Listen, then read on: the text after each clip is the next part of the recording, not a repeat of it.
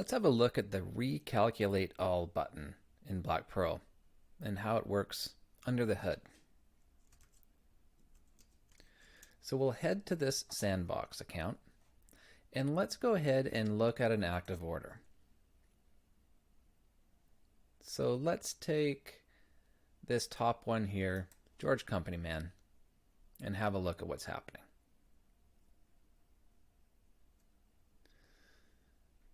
Now, what you'll see with this order is this button here, Recalculate All Pricing. Now, at this stage, if we hit that button, doesn't look like anything happened. So that's likely because nothing has changed in this section. So let's go ahead and reopen this one to put some work in, and we are going to change some of the labor items here and the part items. So we have a price of the kit right here is $82.49. Let's call this one $142.23. Now let's look at this oil filter and change the price to $23.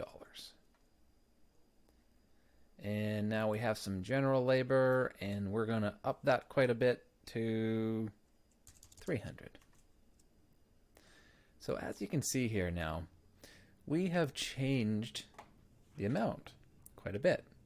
So at its basic function, if you wanted to get everything here back in place, all you would have to do is hit Recalculate All Pricing.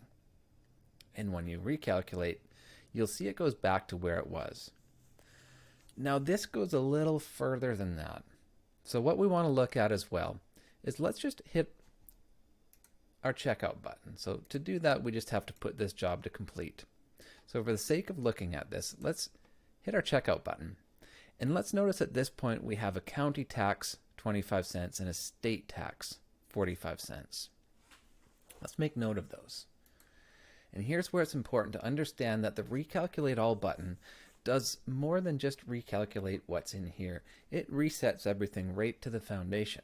Now let's take a scenario that you might have set up a customer order, set up a service job, and gotten all the way to the point of checkout and didn't quite finalize it. But in the meantime, what may have happened is your taxes might have changed. So let's go ahead and we're going to look at our tax management. And just for the sake of this experiment, let's look at that tax code that we've been using, tax on sales. And that tax on sales does include county tax on sales and state tax on sales tax rates. So let's look at this one, county tax on sales tax rate, 2.5%. Let's go ahead and say either it was a mistake or a bit of a cash grab, and this tax went up to 75%. Now a massive tax. Now we can save that. And once we save that, that selling tax rate now is going to apply to that code down below, the tax on sales. So now when you look at tax codes, you'll be able to see, where are we here? The tax on sales, we'll just have to refresh this one.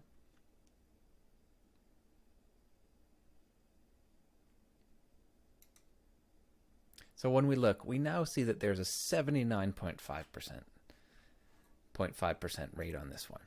So let's go over to our system settings and just verify that in our settings and controls, in our tax settings, the default tax on labor and the default tax on parts is that code tax on sales, which is now 79.5%. So now let's go have a look at that customer order. And when you go to that customer order again, George Company Man, you'll notice that it will be the same amount as before, $83.19. Now when you go to checkout, you'll see that those taxes are the same as well.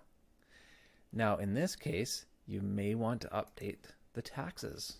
So you might not see it, but that's what else is going to happen is when you recalculate the pricing again, it's going to go from $83.19 to the new amount, $94. $1,243. So now, as you can see there with the checkout, you have also updated your taxes. So that's where the Recalculate All button comes in. Sure, it recalculates everything on here if you just want to get back to how it would automatically fill it in. But it takes it all the way down to the point of the tax level as well. So when you change things under the hood, like the taxes, and you get to a service order like this, you might want to be extra careful to look at your tax rates, and that could be what happened, is those tax rates may have been changed at that time. So I hope this has been helpful.